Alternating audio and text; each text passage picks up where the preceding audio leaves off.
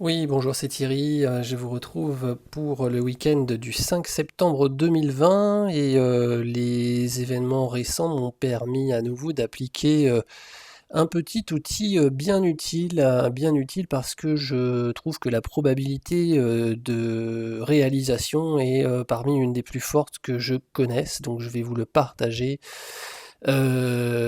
gratuitement. Normalement, il est dans ma formation à 50 000 €, mais voilà, j'aime bien partager certaines petites choses parmi les plus utiles.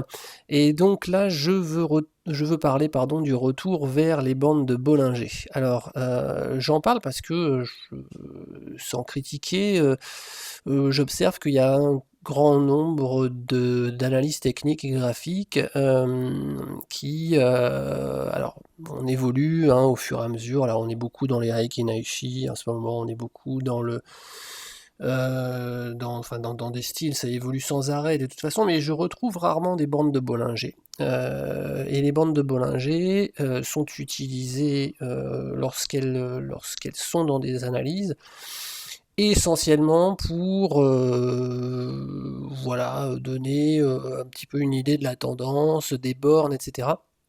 Mais j'ai rarement vu une explication concernant ce qu'on pouvait en faire lorsque les cours se trouvaient justement en dehors de la bande de Bollinger.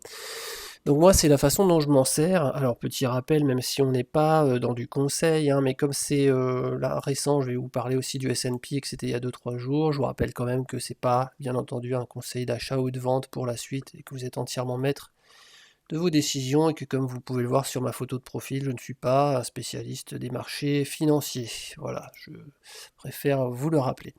Alors, le premier exemple de ça, on l'illustre avec le crash du coronavirus. Vous voyez, on est en UT mensuel ici sur le CAC 40, ça datait du printemps, et vous vous rappelez que j'avais à la fois sur le CAC et sur le dos pointé du doigt presque au jour près les plus bas en fait. Alors, c'était pas très magique, j'avais déjà posé une ou deux alertes avant, et ça vient également des positions des bandes de Bollinger. Vous voyez cette merveilleuse bougie rouge avec une grosse mèche basse qui descend, qui descend très bas.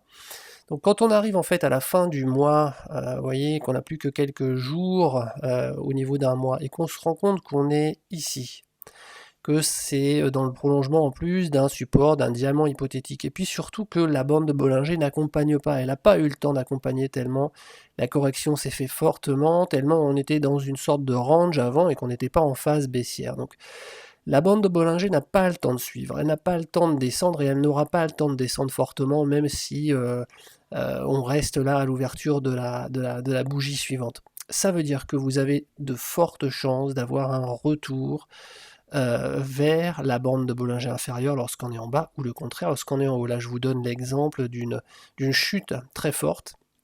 Donc vous êtes sur la bande de Bollinger mensuelle, vous voyez qu'on l'enfonce complètement et qu'on se retrouve très loin. Il y a de grandes chances qu'on aille rechercher le contact lors de ou des bougies suivantes, surtout si la bougie suivante ouvre complètement hors de la Bollinger, ce qui s'est passé, vous voyez, au mois de avril.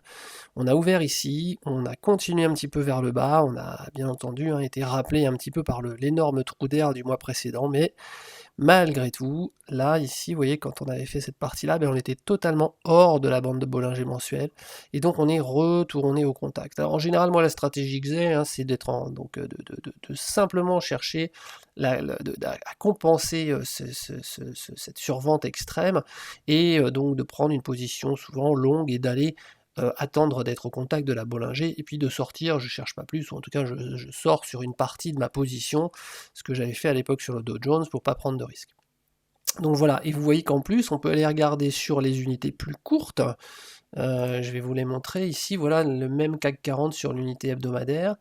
Qu'est-ce qu'on voyait pour affiner ça sur l'unité hebdomadaire? Eh bien, vous voyez là, on a enfoncé, on avait quand même appui là sur la bande de Bollinger, ici, donc le 9 mars, et là on a une bougie entièrement en lévitation, en dessous, complètement en dessous de la bande de Bollinger. Donc là aussi, on a ouvert la bougie, vous voyez ici, la bougie hebdo, on l'a ouvert ici, et on est descendu par là. Et là, on était vers 3640, je me rappelle avoir posté, attendez, on est 1000 points en dessous de la Bollinger hebdo. Et quand vous voyez la bande de Bollinger mensuelle, vous vous rappelez, je viens d'en parler, où on se trouvait. Je dis, c'est pas possible que dans les semaines qui viennent, on n'ait pas une force de rappel haussière.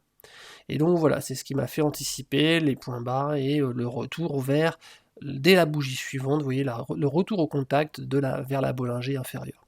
Et là, récemment, ça s'est reproduit, alors ça s'est reproduit sur un tas de small cap, hein, je veux pas de faire une vidéo d'1 heure en vous donnant 15 exemples, vous les trouverez vous-même, c'est vraiment le principe essentiel. Voilà, j'ai posté en début de mois une vidéo donc sur les indices US pour ceux qui sont abonnés à la chaîne, hein, ça n'a rien de payant, hein, simplement il faut s'abonner pour être au courant de toutes les vidéos. Donc en début de mois, j'avais dit attention quand même sur le Nasdaq, il y a peut-être un signe là d'un retournement imminent sans en décrire l'amplitude.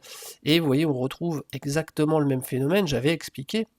On ne voyait pas sur les autres indices, hein, Dow Jones, Standard & Poor's, etc. Mais sur le Nasdaq, on avait fini le mois d'août ici, et on a ouvert le mois de septembre en lévitation au-dessus de la bande de Bollinger. Donc on s'est retrouvé dans les 12 300, et j'avais dit là, il est probable qu'on corrige de 1000 points d'ici peu, je ne sais pas quand, je ne sais pas jusqu'où on va monter, mais d'ici fin septembre, on en reparlera.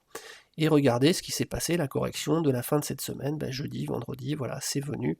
Tout simplement rechercher, alors 11 400, même un peu en dessous, hein, non, on a bien corrigé de 1000 points, voire un peu plus par rapport au plus haut, hein, on a fait même voilà, on a fait 1200, 1300 points, 10% de chute, entre le plus haut et le plus bas de cette bougie hebdomadaire la semaine dernière, donc beau trou d'air, et finalement vous voyez qu'il s'agissait simplement de revenir au contact avec la bande de Bollinger. Donc si vous voyez une bougie qui ouvre en début de période comme ça, qui monte, qui est complètement en lévitation, il y a quand même une forte probabilité de réalisation que cette bougie ou la suivante revienne chercher le contact avec la bande de Bollinger qui est en dessous lorsque c'est un surachat ou au-dessus lorsque c'est une survente. C'est une probabilité assez forte et elle est d'autant plus forte que l'unité de temps est longue. Ça peut arriver assez souvent en UT jour d'avoir une bougie en lévitation totale. En hebdomadaire, c'est déjà assez exceptionnel. Vous avez vu qu'il fallait la crise du Covid sur le CAC. En mensuel, vraiment, c'est très très rare également. Et je vous dis, au bout de une ou deux bougies, en général, on réintègre vraiment les Bollinger. Donc, je vous invite à faire attention en fait à chaque début de période, début de semaine, début de mois, où se trouve sur les indices ou les actions que vous surveillez, où se trouve le départ de cette bougie et dans quel sens on va par rapport aux bandes de Bollinger. Puis, normalement, vous devriez constater qu'on a une forte probabilité de réintégrer. Et donc, en prenant un petit mouvement en contre-tendance à ce moment-là, ça mange pas de pain. Et souvent c'est assez efficace. Voilà, donc je ne donne pas du tout de conseils sur un indice en particulier ou sur une action et tout. Je vous invite pas à risquer de l'argent non plus, je vous invite juste à faire votre propre observation par vous-même et en tirer les conclusions en toute indépendance. Voilà, j'espère que ce petit conseil vous aura servi, conseil sur les outils datés bien sûr, et je vous souhaite un bon week-end.